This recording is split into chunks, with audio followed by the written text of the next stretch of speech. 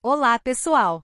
Bem-vindos de volta ao canal Minutos Psi. Hoje mergulharemos em uma das teorias mais fascinantes da psicologia, o flow ou fluxo de Mihaly Csikszentmihalyi. Preparem-se para descobrir como atingir o estado de máxima produtividade e felicidade em suas vidas.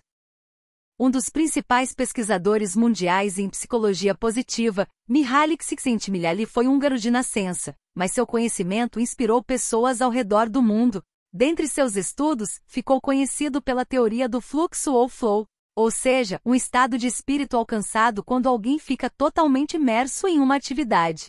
A primeira vez em que descreveu essa experiência foi em seu livro best-seller Flow, The Psychology of Optimal Experience, obra que foi publicada e traduzida para mais de 20 idiomas. O conceito ganhou este nome após várias pessoas descreverem suas experiências usando a metáfora de se sentirem carregados por uma corrente de água. Seu trabalho inovador esboçou a teoria de que as pessoas são mais felizes quando conseguem atingir esse estado de flow. Afinal, entram em um estado de consciência em que corpo e mente estão em equilíbrio. Quando se atinge esse estado, consegue-se também desenvolver engajamento, um dos 5 pilares para se alcançar o bem-estar, conforme Martin Seligman, pai da psicologia positiva. Para fundar este movimento científico, o estudioso teve a ajuda do psicólogo Mihaly Csikszentmihalyi. Ambos uniram seus estudos para estabelecer o conceito. Mihaly Csikszentmihalyi pesquisou por mais de 3 décadas estados mentais positivos como felicidade, motivação e criatividade. Portanto, seu conhecimento foi de grande importância para a construção da psicologia positiva. Existem 2 perguntas difíceis de serem respondidas que aparecem em nossa cabeça em momentos de ócio ou de frustração. Por que é tão difícil ser feliz? Qual é o significado da vida? O professor Mihaly Csikszentmihalyi resolveu unir ambas as perguntas para desenvolver a sua teoria de flow-fluxo. Mihaly passou a se interessar em descobrir quais eram os elementos que contribuíam para trazer uma vida que valesse a pena ser vivida, explorando arte, religião, filosofia e vários outros campos do conhecimento que poderiam ajudar nessa investigação. Ele finalmente achou que a psicologia poderia ser a ferramenta ideal para responder a sua pergunta. Mihaly compartilhou um slide de um gráfico de pesquisa feita com a população americana sobre o seu nível de felicidade. O que é interessante é que a tendência de pessoas que se declaram muito felizes tende a permanecer na faixa de 30%, independentemente do crescimento econômico e renda per capita. Com o crescimento econômico e maior renda per capita, o grau de felicidade das pessoas entrevistadas permaneceu o mesmo, na faixa de 30%.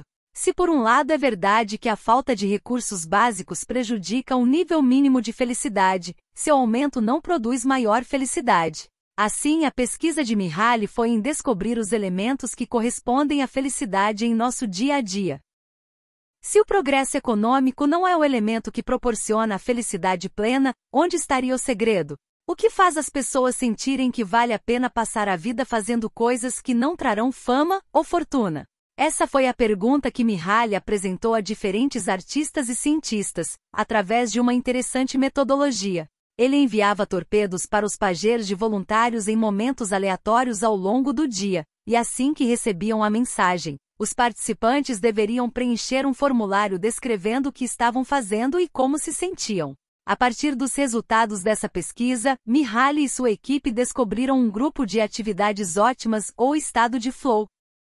Um dos participantes da pesquisa respondeu com um exemplo de flow na área de música. Você fica em um estado de êxtase de tal modo que sente que nem sequer existe mais. Eu vivi isso várias vezes. Minha mão parece mover independente de meu corpo, e eu não tenho a menor interferência no processo. Eu apenas fico lá, assistindo em fascínio. E a música apenas flui. Esse estado mental que nos dá a impressão de não estarmos mais na nossa realidade mundana é ideal. Quando pensamos em grandes civilizações como os chineses, hindus, maias ou egípcios, o que sabemos é sobre seu êxtase, mas não sobre sua vida do dia a dia. Sabemos sobre seus circos, teatros, arenas, pirâmides.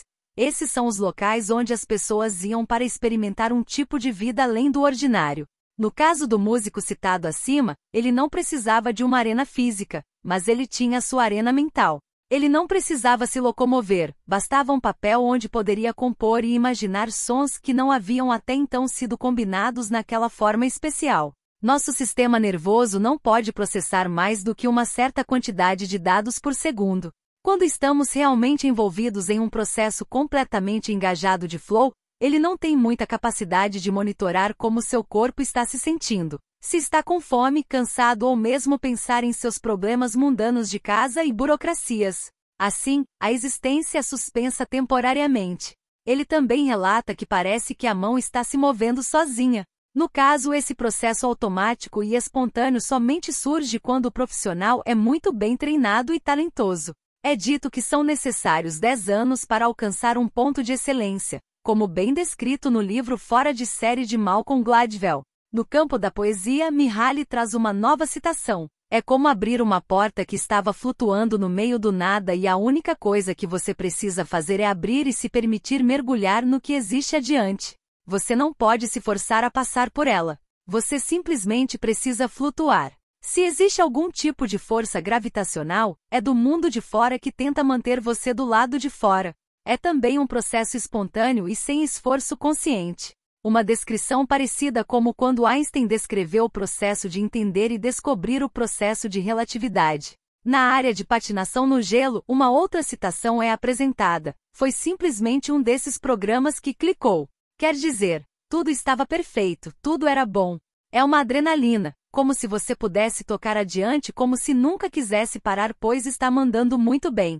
É praticamente como se não precisasse pensar, é como se tudo estivesse indo de forma automática sem pensar. É como se estivesse num piloto automático, você não tem pensamentos.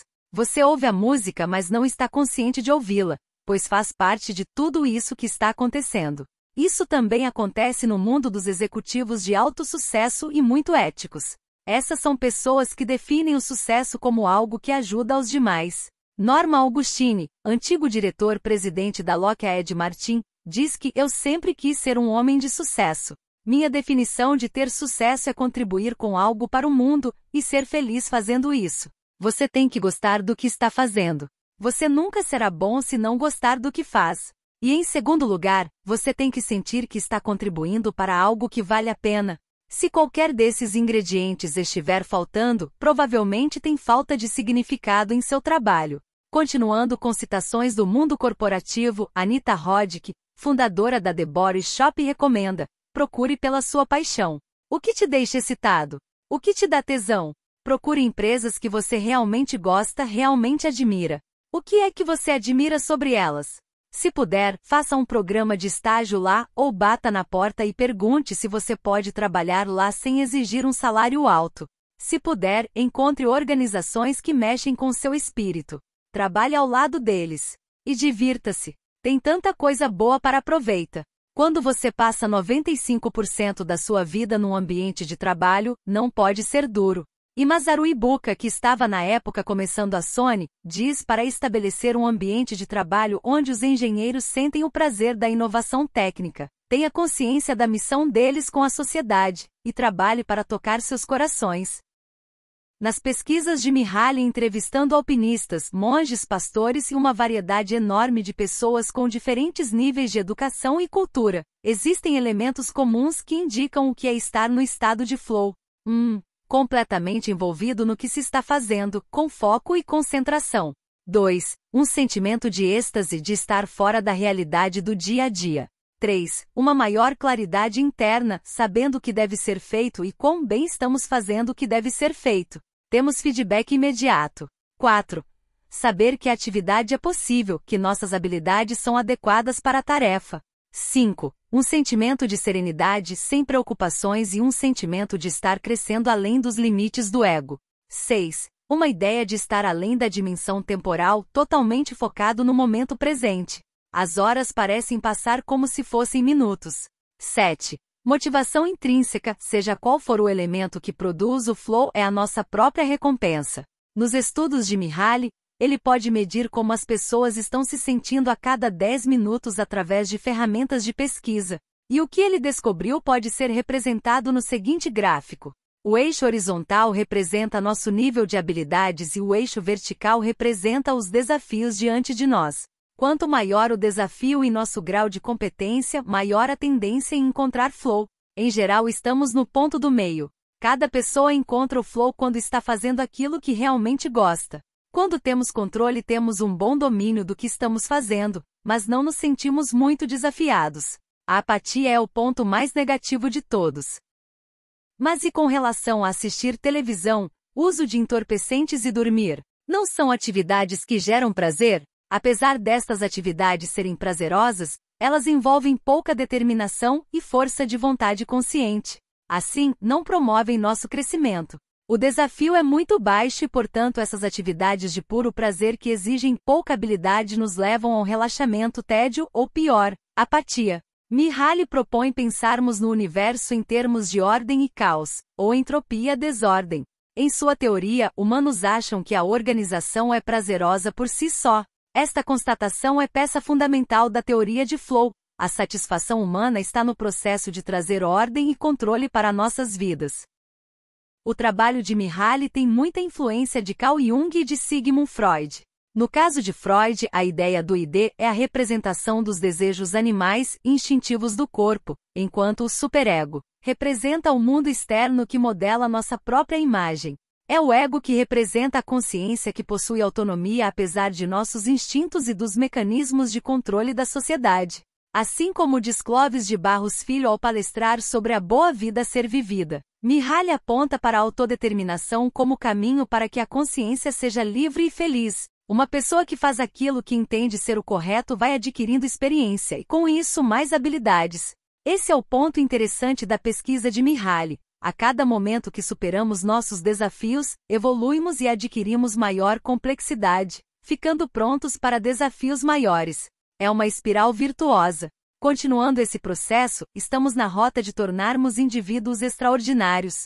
Assim, as oportunidades que permitem atingir o flow são viciantes. Sem elas, a vida seria chata, sem sentido ou cheia de ansiedade. Para Mihaly, a felicidade pode ser aumentada ao fazermos aquilo que amamos.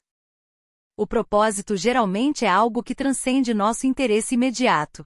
O próprio flow nos deixa mais conscientes de nossa existência e como nos relacionamos com o mundo. Mihaly se aproxima de outros pensadores otimistas que imaginam uma sociedade em que a população está altamente engajada e apaixonada por aquilo que faz. A cultura da era industrial tinha uma clara distinção entre o que era trabalho e o que era prazer. Hoje, cada vez mais é possível examinar o trabalho realizado por um profissional e nos indagarmos se é algo que induz flow ou não. Se você gostou deste vídeo e quer aprender mais sobre psicologia, não se esqueça de deixar um like, compartilhar com amigos e se inscrever no canal Minutos Psi. Estamos aqui para desvendar os mistérios da mente juntos. Até a próxima!